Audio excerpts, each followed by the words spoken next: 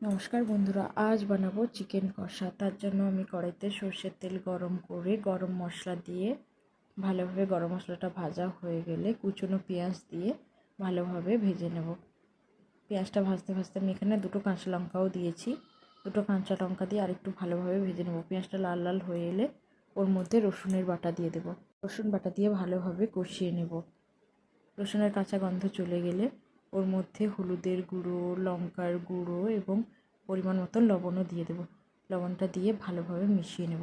এখানে আমি অল্প একটু জল ব্যবহার করেছি যাতে মশলাটা ধরে না যায়।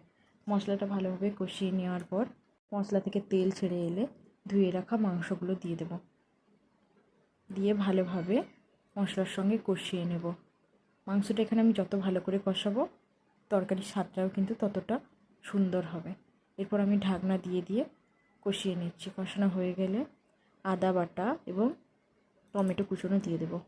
টমেটো কুচনো দিয়ে আরেকটু ভালোভাবে কষিয়ে নেব। ভালোভাবে কষানো হয়ে গেলে ওর মধ্যে কেটে রাখা আলুগুলো দিয়ে দেব। কেটে রাখা আলুটা দিয়ে ভালোভাবে কষিয়ে নেব।